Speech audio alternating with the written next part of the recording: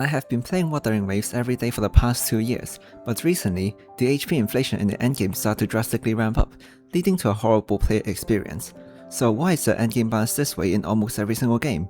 And if obtaining stronger characters costs more than the rewards from the game mode itself, why do players keep investing? Before we get to those questions, let's talk about the purpose of an endgame. In every game, progression needs validation and power needs a purpose. In open world or normal stages, the contents are relatively trivial. That's where the endgame comes in. It allows players to charge their accounts and test their limits, while acting as a goal and a retention tactic as it resets periodically, essentially giving meaning to account growth. So where does HP inflation and power creep exist? To progress, players need to build characters, optimize team rotations, and learn enemy mechanics. However, the content eventually becomes trivial. That's why they introduce HP inflation, DPS checks, and more new mechanics. And to overcome these mechanics and DPS checks, they would need to raise the power of the newer units to incentivize player spending. This is why power creep exists. HP inflation and power creep come hand in hand with the balancing of the endgame, and it is hard to achieve. Although power creep itself doesn't only exist when there's endgame, but rather it describes the power of a new unit being relatively stronger than the previous release. So it is completely realistic for a game to incentivize spending just by setting the increase in raw power of the new units. I might cover this more in another video. If you're interested, make sure to let me know in the comments below. So why do players care about the endgame? This is actually a surprisingly deep question.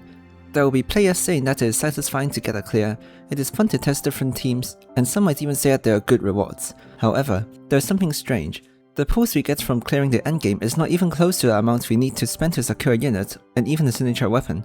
If we take a look at Wuthering Waves, we can use the unit in 2 floors in the middle tower, and every stage but only one side of Whimpering Wastes. So if we consider a full clear, that would net us 75 times 2 plus 400 asteroids, which is equal to 550 asteroids, and that translates to not even 4 pulls.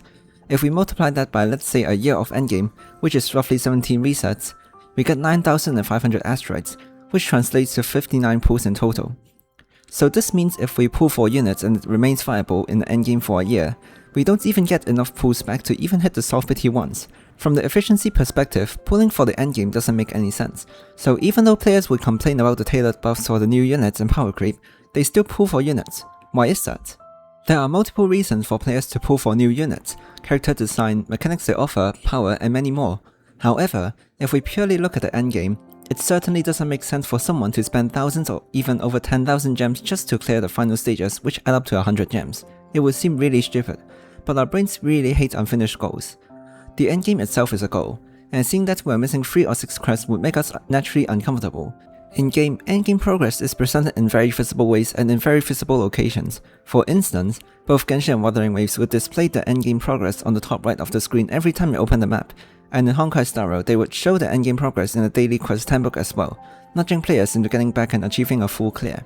Intentional or not, these systems create pressure to pursue full completion, and seeing the games over the years following the same trend, it has clearly been working well. Moreover, even though 50 gems is not a huge reward at all, in the heat of the moment, players would think that they have failed to get all of the rewards, instead of acknowledging that it is a small amount of rewards that they are missing.